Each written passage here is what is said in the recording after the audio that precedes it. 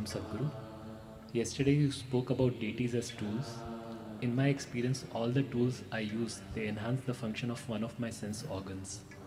I can't perceive anything outside of the five sense organs.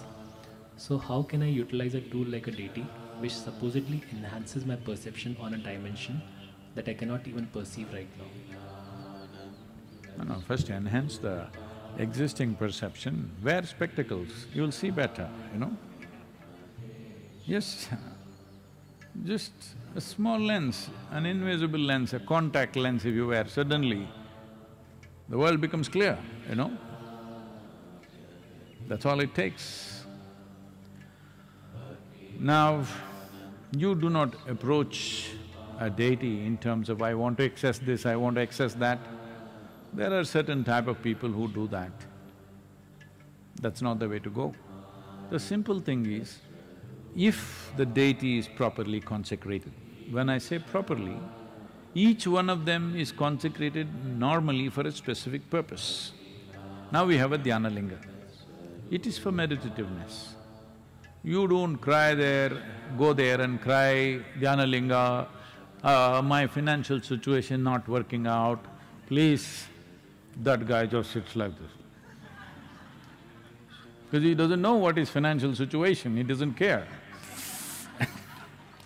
Because he doesn't eat, he doesn't do anything, what does financial situation mean to him? Then you go to Devi, you know. There you can cry, because she needs these things, she understands that part. Like this, different things are made for different purposes. All that might have gotten gobbled in the culture today, people think temple is a temple, it's not like that. Well, I've been trying to explain this about certain temples about which there are controversies. Some of the men here are protesting, why can't we be Devi, you know, Vairaganas? Only why women are in charge of the temple? Why is it only their privilege? Gender discrimination. That's how it is, because she's consecrated that way. It needs women, she needs women around her. She needs that, and that's the way it is done, for a specific purpose. So, if it is well consecrated for a specific purpose, consecrations are of different kinds. There are some consecrations which just reverberate. They have no discrimination. Like, well, you have these lingas in the Surya Kund, they have no discrimination, they just reverberate. They've been set up for a masculine energy, they simply reverberate. Whoever comes, they don't know. Even if you put a buffalo into the pond, they won't know, they will do the same thing, because they just… it's like light. Light is on, you can read, you can write, you can see, you can do whatever the hell you want. It doesn't care, it just puts out light, that's all. So, they are that type of consecration where there is no discrimination or any kind of discernment in that. But Dhyana Linga, Devi, these are made differently where there is a discernment. It's not that if I say this, this could be taken literally. If you enter the temple, the deity knows who you are. Who you are means not your name, your father's name, we don't care. Even I have not asked what's your father's name. When I wanted to marry my wife, I didn't ask her, what is your father's name? My father was shocked that you don't know her father's name and you're marrying this girl. I said, I'm just marrying the girl.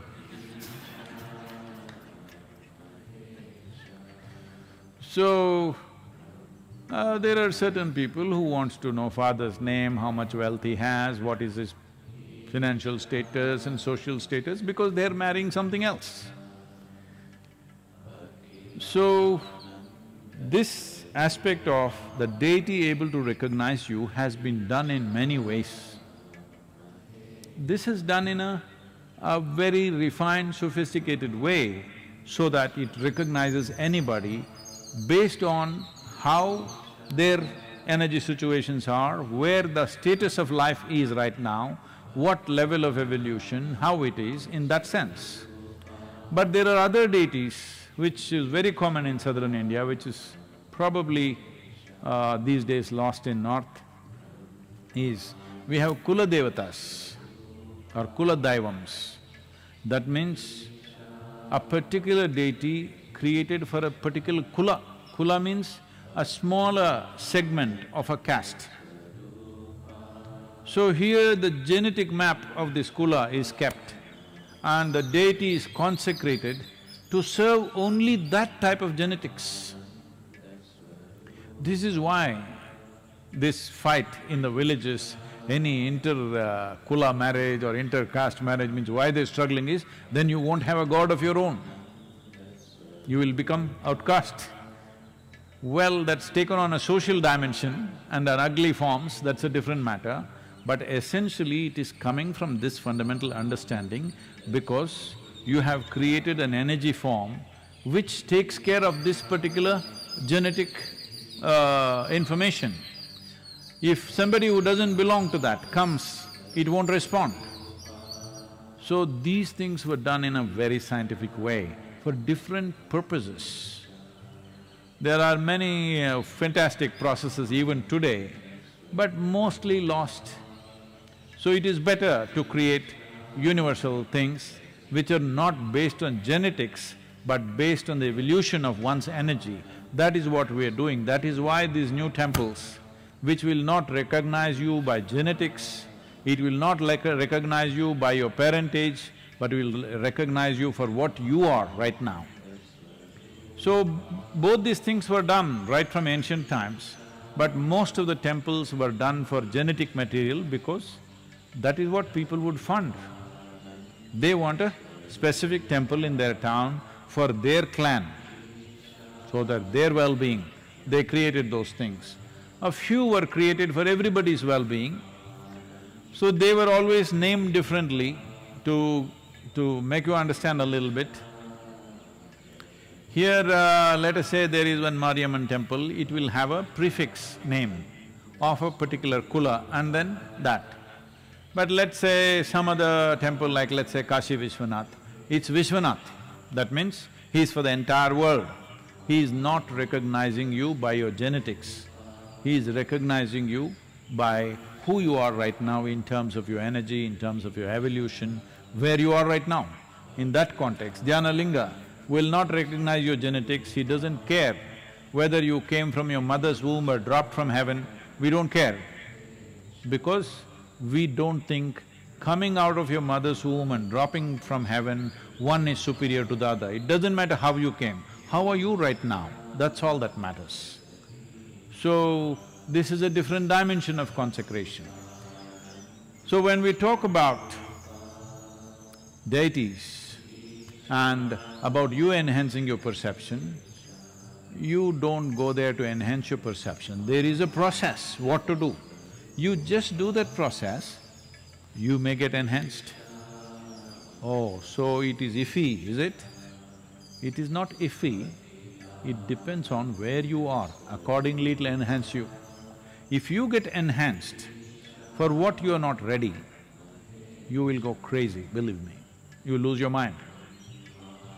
If you saw the things that I saw when I was very young, I'm telling you, you would have lost your mind, many of you. Because I saw all kinds of things and sat there like this. And even people around me thought I have some psychiatric issue because I sat seeing all kinds of impossible things. So if you develop a perception to see something which your mental framework and your energy framework is not ready for, you will be shattered.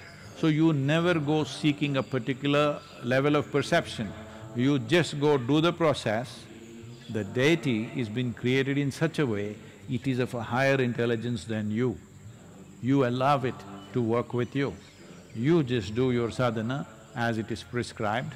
This is the excess, this is the code. Just make use of it, and how much excess you find, let's see. Depends on who you are.